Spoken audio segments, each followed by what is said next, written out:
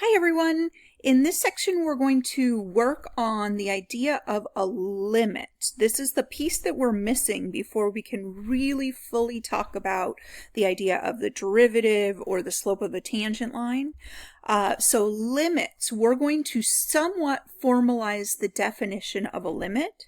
I say somewhat because the true formal definition can be a little bit intimidating and clunky to work with for our purposes, but the idea of what a limit is fairly intuitive. So we're just going to try to get a really good handle on that intuitive idea of the limit.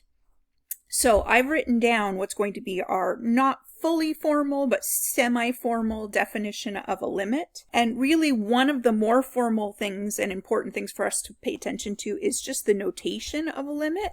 So that's the notation of a limit, and that I would say says the limit as x approaches c of f of x equals L. And we would say that if f of x, which remember f of x is your y value, if you can make your y value get as close as you want to some specific number L, so for example, we could be saying our limit, we think our limit is 3, so we would need to be able to get our y values as close as we want to 3 by making x get really, really close to some specific x value c. So that's this c down here. As x gets very close to c, we have to be able to make y as close as we want to L. For example, if I want my y's within 0.1 of 3, so y is between 2.9 and 3.1, I have to be able to find a small interval of x values that are near c that would all land in that section between 2.9 and 3.1. So this is like, again, semi-formal, and even that might seem like kind of a lot, but we'll dig into it and we'll break it down, and hopefully you believe me by the end of that it's really fairly intuitive and not too crazy. There are some important details that I need to make sure I point out here. First is the limit will not always exist. So if f, or our y value, doesn't approach a single number, a single value, as x gets really close to c, we will say the limit does not exist. So we'll need to be able to use that if we have y values approaching two different numbers as we look to the left and the right of c, that's a common one. Or if we don't have y values at all on one side, that would be another time that we'd have a problem. So maybe you're catching that discontinuities can potentially be a problem when you're working with limits. The other thing that we want to be really clear on is that this limit as x approaches c of f of x doesn't tell us anything necessarily about f of c. So what I'm saying here is there is a definite possibility that the y values near x equals c and the y value right at x equals c will not match. Again, this is a discontinuity thing, so discontinuities are really interesting when we're working with limits. So knowing the limit doesn't guarantee that we know the y value right at x equals c, and knowing the y value at x will equal c does not guarantee that we know the value of the limit. We have to be careful about this. Okay, I've talked through some complicated warm-up stuff to get us thinking about what a limit is. I think the best way to really get a handle on this is just to start by looking at graphs and figuring out what I'm asking for. So I'm actually going to include a little bit of review in this problem as well. I'm going to have us sketch the piecewise function just to remember how that works.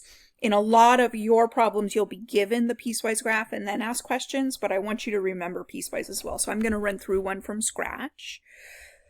I made a somewhat messy piecewise function. It does have 4 pieces, right? So this is 1, 2, 3, 4 different pieces that I'll have to draw. The first piece says the graph should look like y equals cosine of x if x is less than 0. So remember that the way piecewise works is you're basically visualizing the entire function and then you're applying a domain restriction. So I'm just going to lightly sketch in what cosine would look like. It goes through 0, 1, and then as I head to the left, it's going to decrease to its minimum, and it hits its minimum right at negative pi, so about negative 3.14, and then it will increase and it will be back up to its maximum at negative 2 pi, which is like negative 6.28. So just really lightly It goes like that, and then it mirrors that on the other side, which we won't end up keeping, but just so you kind of have the idea of how we think about piecewise. Okay, so that's just a rough draw-in of what a cosine graph looks like. So I'm picturing the entire function, and then I apply the restriction x has to be less than 0.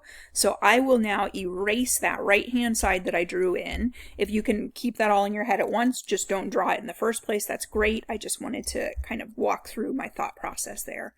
So we will keep everything over here on the left. Since x is strictly greater than 0, we'll give this an open circle at 0, 1.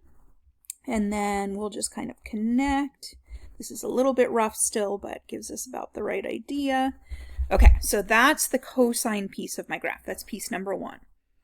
Piece number 2 is interesting because its domain restriction is strictly x equals 0. So if I was going to draw the function y equals 2, it's a horizontal line. It's this entire line going across at y equals 2. But I only want to draw that when x is equal to 0. So this is a single point. It's telling me that y equals 2 when x equals 0, and I don't need any of the rest of the line. So that's piece number 2. Piece number 3 is y equals 3 minus x. So you could think negative x plus 3 if that helps you. That has a slope of negative 1, and it crosses the y-axis at 3. So I'm going to start at 0, 3. That gets an open circle because these are open endpoints. And then it continues with a slope of negative 1, and it should hit the x-axis then, over 1, down 1 at 3, 0. And again, because 3 is an open endpoint, we will give that an open circle. Okay, last but not least, I have a 1 over x minus 3, so I'm imagining the reciprocal function, 1 over x.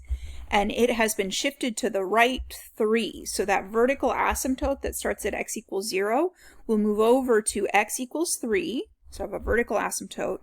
The horizontal asymptote that was at y equals 0 stays at y equals 0. If I take that and move it to the right, it's still just at y equals 0.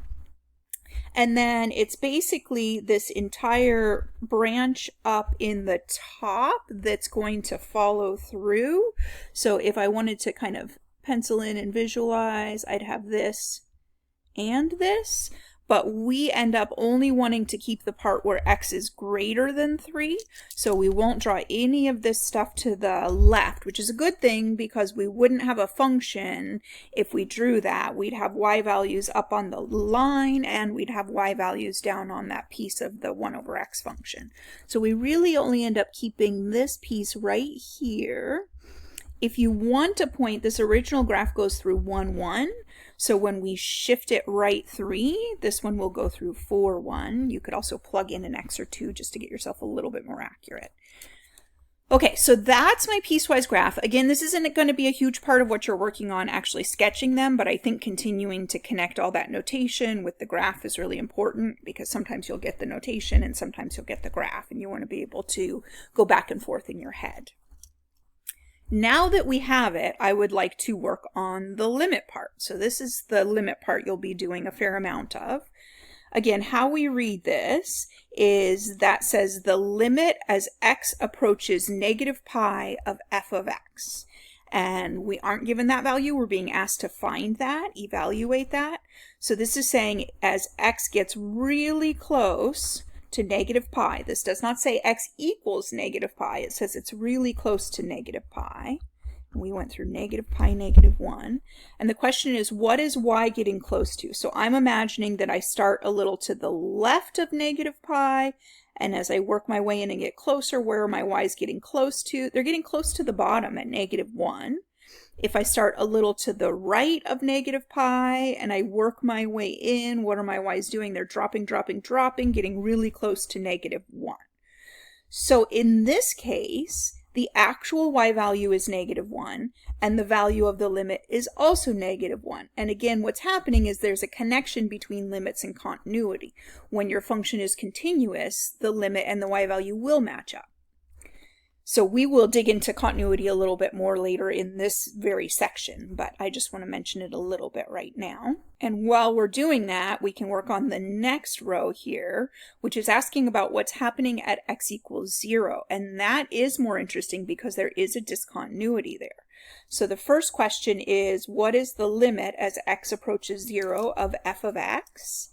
So we are saying what happens to our y's as our x's get really close to 0. And we always have to check both sides. So starting from the left, as my x values get closer and closer to 0, my y's are increasing to 1.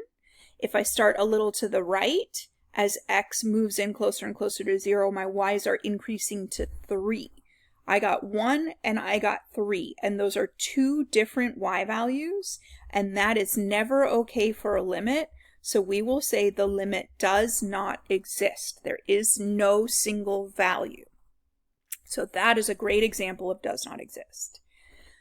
Sometimes we want to dig into this question a little bit more. So you'll see things like the limit as x approaches 0, and that little plus sign, it's an exponent almost. It's a superscript.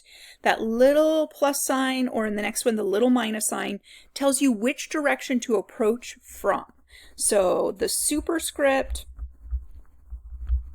plus means from the right. So you want to imagine you're coming from the direction of the positive numbers, the big positive numbers, and you're working your way in. The negative is from the left. So the negative means you're coming from the direction of the big negative numbers and working your way in.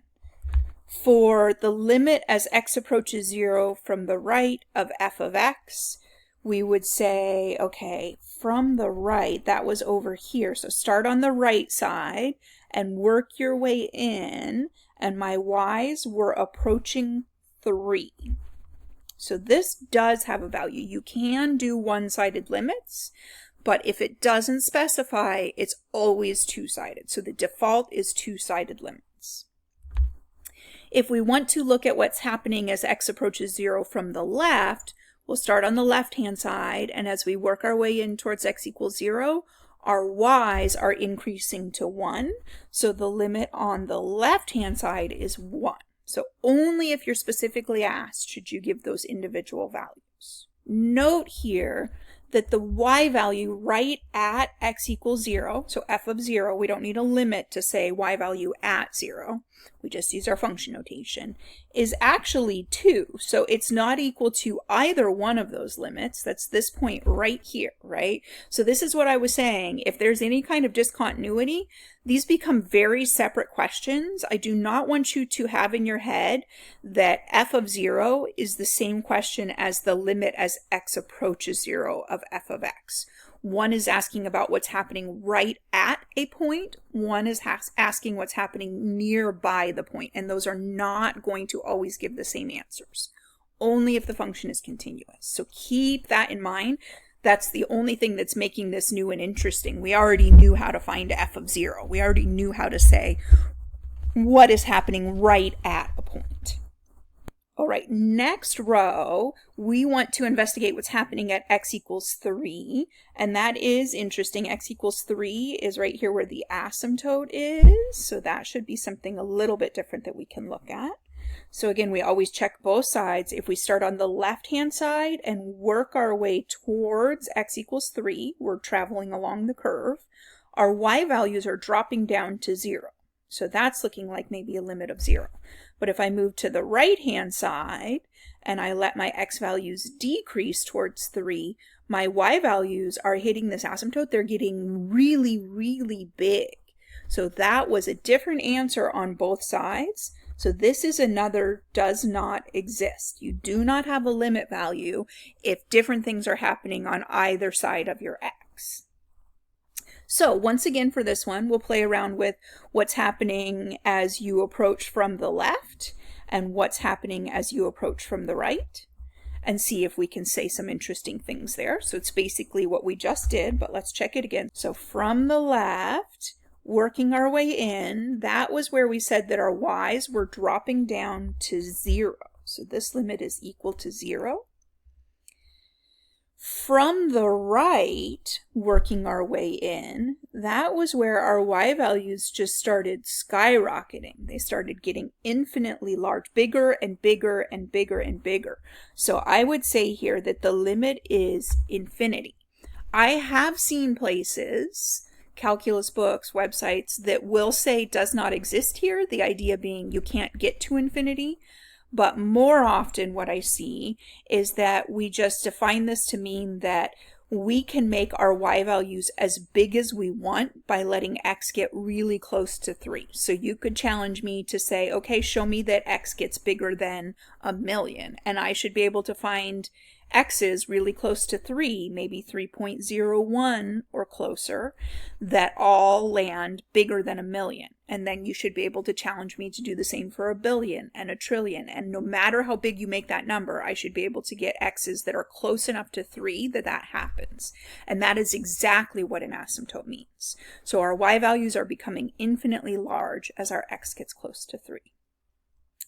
Note here that our f of 3 is undefined, or you can use does not exist. Those are close enough to being interchangeable here. We do not have a y value at the end of the line, and on the other side the curve has an asymptote, so there is no y value right at x equals 3. So once again, these are not the same question, although that first limit is does not exist and f of 3 is does not exist. It's different questions and we have to approach them differently. So you should not just be looking for a point, you should be looking nearby a point. I actually want to throw in one more that I think I've sort of neglected here. Let's talk about the limit as x approaches infinity of f of x. In the same way, the limit can equal infinity, meaning you can make y as big as you want it to. We can ask the question, what happens to our y's as our x's get infinitely large? And this could be negative infinity as well. In this case, that would actually give us a problem because the cosine wave just keeps bouncing back and forth between 1 and -1. So I would say that's a does not exist.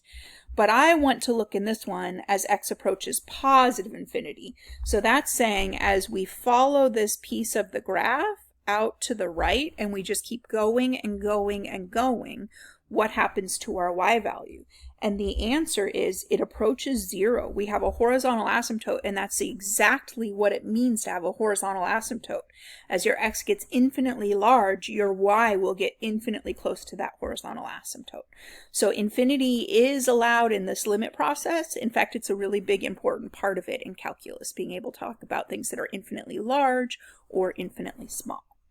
All right, hopefully that gets you going on the graphing part of this, and the question that a limit is asking hopefully is starting to make some sense. Thanks for watching.